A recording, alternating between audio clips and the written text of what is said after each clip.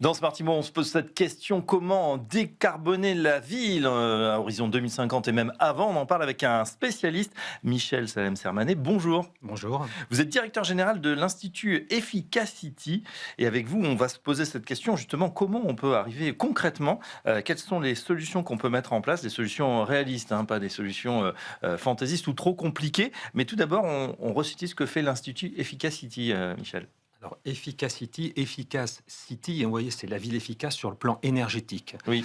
Nous avons été créés à l'initiative de l'État comme Institut de recherche et développement et d'innovation il y a 12 ans, en 2014. Et notre thématique, comme on l'a dit, c'est la transition énergétique et la décarbonation de la ville. Alors, pourquoi l'État a souhaité créer un institut dédié à cette thématique? Parce qu'on ne le sait pas assez, je vous donne juste un chiffre, les villes représentent 2 tiers des émissions de gaz à effet de serre en France. Deux tiers, c'est la Deux ville. tiers, voilà, parce que c'est un pays urbanisé. Et du coup, si on veut décarboner la France, il faut décarboner ces villes. Et c'est pas simple du tout. Un deuxième chiffre, pour atteindre nos objectifs 2030, 2050, comme vous l'avez cité, 2050, c'est la neutralité carbone, mais il y a des objectifs dès 2030, eh bien, il faut doubler l'effort. Il faut faire moins 5% par an d'émissions de gaz à effet de serre au niveau national et donc au niveau des villes. Et on en est à 2 à 3%. Oui. Donc, c'est pas simple. Alors, une question, Michel Salem-Sermanet, première, c'est est-ce que c'est réalisable? Je vous dis ça parce qu'on nous a dit que finalement, la seule fois où on a atteint les moins 5%, c'est, on s'en souvient, cette année 2020 avec la crise sanitaire où tout le monde était bloqué chez soi. Il y avait une paralysie complète de l'économie. Est-ce que c'est ce qu'il faut pour atteindre cet objectif? Parce que ça va être quand même compliqué. Alors, il y a une deuxième année récente, c'est 2023. Donc, c'est important de voir que c'est possible. C'est pas uniquement l'année du Covid. Alors, je vais vous faire une réponse qui est la suivante. C'est difficile, mais c'est nécessaire. C'est nécessaire parce qu'on voit les impacts du dérèglement climatique. Chaque dixième de degré compte, donc il y a réellement urgence climatique, et il faut donc accélérer. Et l'exemple que je vais vous donner juste après sur les bâtiments, on voit que c'est possible, sous réserve de mettre en place un certain nombre de dispositifs et de nouvelles pratiques. Oui, alors tiens, justement, on attaque dans le vif du sujet. Concrètement, vous avez des exemples et c'est bien de dire que c'est possible, même si c'est compliqué. On a des exemples Oui. très concrets sur Alors, ces possibilités. Alors, je vais vous donner l'exemple du bâtiment. Alors, pourquoi c'est important le bâtiment? Parce qu'avec la mobilité, le bâtiment, c'est vraiment le secteur le plus important en termes de consommation d'énergie dans les villes. C'est presque la moitié. Et au sein du bâtiment, en gros, vous avez 2 grandes catégories, 2 tiers de logements et 1 tiers de tertiaire, bureaux, commerce, etc.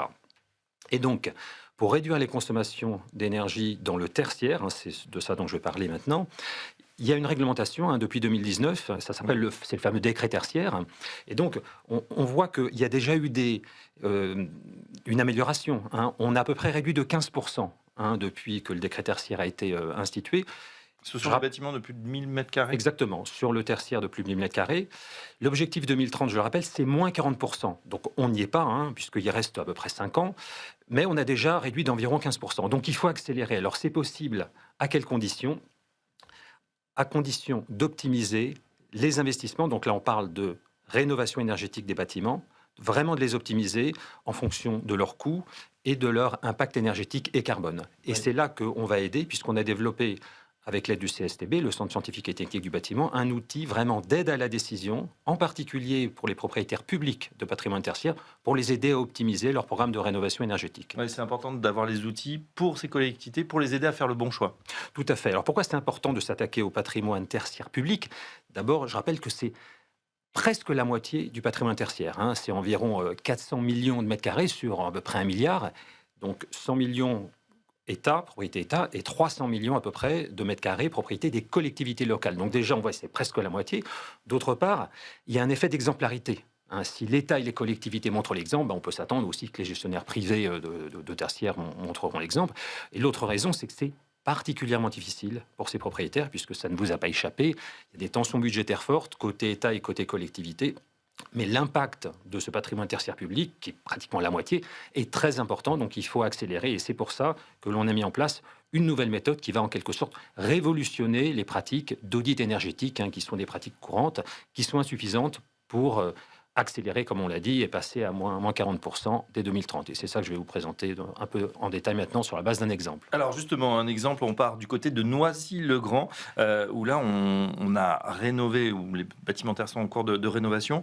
Expliquez-nous la dimension déjà du projet. Alors pourquoi Noisy-le-Grand d'abord? C'est une ville qui est assez en avance sur tout ce qui est innovation numérique et comme c'est aussi notre voisine, puisque nous sommes basés à la Cité des Cartes, juste à côté, sur un grand campus qui fait à peu près 3000 chercheurs, eh bien, nous avons décidé avec Noisy-le-Grand de tester pour la première fois en vraie grandeur cette nouvelle méthode qui est basée sur un outil de simulation énergétique à l'échelle urbaine qui est PowerDis, qu'on a co-développé avec le CSTB. Alors, je donne une petite précision technique. Ça fait une vingtaine d'années qu'il existe des outils de simulation énergétique à l'échelle des bâtiments. Mais il n'en existait aucun à l'échelle urbaine. Et c'est le premier en France, mais même en Europe. À l'échelle urbaine, ça veut dire quoi? À l'échelle d'un quartier ou à l'échelle d'un patrimoine. Et pourquoi c'est important? Puisque à l'échelle d'une collectivité, quand vous avez un patrimoine de plusieurs centaines de bâtiments, et dans le cas de Noisy-le-Grand, c'est 200 bâtiments équipements publics, vous ne pouvez pas faire une simulation énergétique de chaque bâtiment. Ça serait avec des outils donc, de simulation bâtiment, ça serait beaucoup trop long, beaucoup trop coûteux. Et du coup, la pratique actuelle des audits énergétiques, c'est vous envoyez un technicien visiter vos bâtiments. Il n'est pas outillé, il fait des préconisations de travaux. Or, pour vraiment optimiser la rénovation énergétique d'un patrimoine immobilier, il faut changer de méthode. Et cette petite révolution permet de faire la chose suivante.